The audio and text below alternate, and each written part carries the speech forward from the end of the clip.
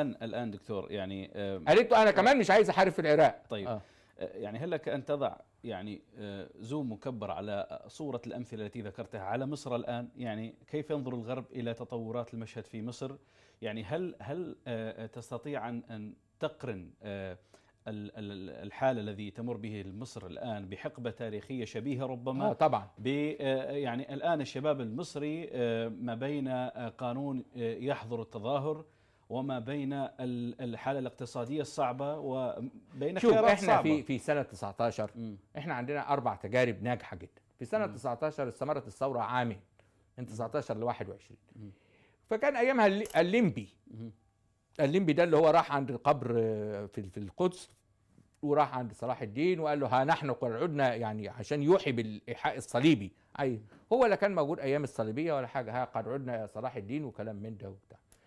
فهذا الليمبي لم ينجح في مصر، بعته ميلنر وزير المستعمرات، ما حدش فاوضه وما حدش سال فيه وبتاع، لغايه ما في الاخر عبد الخالق ثروت كان راجل رئيس وزراء واصلا قانوني كويس، قال للبريطانيين ما تتعبوش نفسكم، ما فيش حد في المصريين هيفاوضكم، انتوا قولوا اللي انتم هتتنازلوا عنه من مطالب المصريين، والحاجات اللي انتوا عايزين تحتفظوا بها احتفظوا. فقالوا الاستقلال بتاع مصر ساعتها كان يعني ان يبقى عندك وزاره خارجيه، يبقى عندك سفارات، يبقى عندك برلمان، يبقى عندك دستور، الدستور ينتخب برلمان، كل ده تم بدون مفاوضه، وانما بالعمل السري. لما قتل كبار الموظفين البريطانيين فبريطانيا عرفت ان لا معيشه لها في مصر. لما قتل كبار الموظفين اللي هم الوزراء، يعني اللي هم يناظروا الوزراء، لان كان كل وزاره في مصر لها مستشار انجليزي. فلما قتل هؤلاء بالعمل السري اللي لغايه دلوقتي محدش يعرف مين اللي عمله، ولا يستطيع الوفد بجلاله قدره حتى الان ان يقول ده كانوا تبعي، يعني القضيه والناس ماتوا وكلام من ده، لكنه عمل سري مخلص فدائي منكر للذات.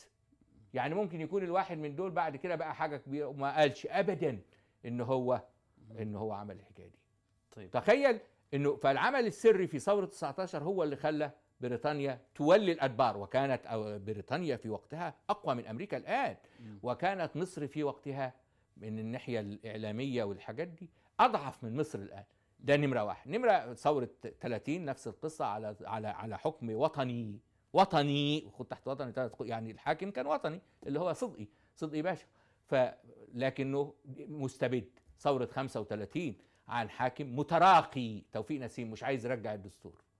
ثم الحاجات اللي زي دي كلها ورا بعضها. سنة 68 ضد عبد الناصر نفسه بجبروت عبد الناصر، خلوا عبد الناصر غير الوزارة، غير اتجاهاته، أصدر بيان 30 مارس، عمل انتخابات برلمانية، عمل انتخابات في الاتحاد الاشتراكي. عبد الناصر نفسه في 68. طيب. الشعب المصري فاز في 19 في 30 في 35 في 68. وعبد الناصر ده كان بهذا الجبروت. وشوف بقى ان ثوره الطلبه في مصر هي اللي حركت ثوره فرنسا، وهي اللي حركت ثوره امريكا، وهي اللي خلت الامريكان بما فيهم المدعو او الشاب الصغير اللي كان اسمه بيل كلينتون اللي بعد كده بقى رئيس جمهوريه، واللي خلت شبان من امثاله ومن جيله، من ابرز جيله، منهم براتو ومنهم غيره يحاربهم، ومنهم الجور ومنهم بوش الابن، يحاربهم تدخل امريكا في فيتنام، ويقفوا ضد تدخل فيتنام. وتيجي دوره نيو مكسيكو للالعاب الاولمبيه فيقف فيها الشباب الامريكي اللي يفوز بالجائزه اذا عزف السلام الامريكي لا يقف للسلام الامريكي، لانه يعتبره اهانه لنفسه ولكرامته كرياضي عظيم انه يقف لسلام دوله تعتدي على دوله اخرى في فيتنام. فاذا ده الناس اللي يقول لك انت لو هاجمت السيسي تبقى بتهاجم العمود اللي بقى لنا في مصر اللي هو الجيش. لا، الامريكان عملوا ده في 68 وخلوا امريكا تتعدل، انه يجي واحد بلطجي كبير زي لندن جونسون ويعمل اللي اتعمل في فيتنام. عدلوا الشباب في 68 اللي الثوره بتاعتهم انطلقت من ثوره مصر في 68 على يد هذا الشباب الطاهر النقي اللي لغايه دلوقتي انت ما تعرفش منهم مين، لكن ضد جمال عبد الناصر. ولدرجه ان ابن جمال عبد الناصر نفسه لما لقى كل دفعته بيعتصموا في قاعه الاحتفالات الكبرى في جامعه القاهره اعتصم معاهم، وكل يوم جمال عبد الناصر يروح فمراته تبكي وتقول له انت هتقتلوا الولد، هتضربوا نار على الولد، هتروحوا تضربوهم بالطيارات. ولذلك لما القصه اللي فضلت في دماغ احمد شفيق انه لما عبد الناصر حب يخوف بتوع اسكندريه بعت لهم الطيارات، لكن ما بعتهاش لبتوع القاهره، لان كان في بتوع القاهره ابنه عليه رحمه الله. فالشباب طاهر نقي، وهو اللي قاد ثوره 68 في مصر مبكرا، اللي اتعملت منها ثوره فرنسا، واللي اتعملت منها ثوره، واللي حررت العالم لفتره طويله بعد ذلك من جبروت الغباء العسكري. طيب الآن كيف ترصد حجم الغليان الذي يشهده الشارع المصري خصوصا فئة الشباب؟ شوف، لم يحدث في تاريخ مصر أن شهدت مصر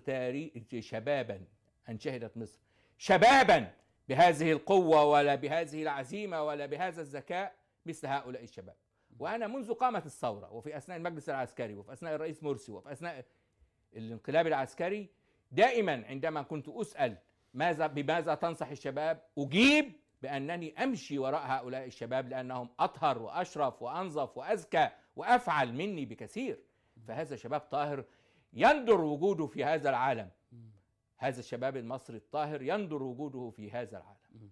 طيب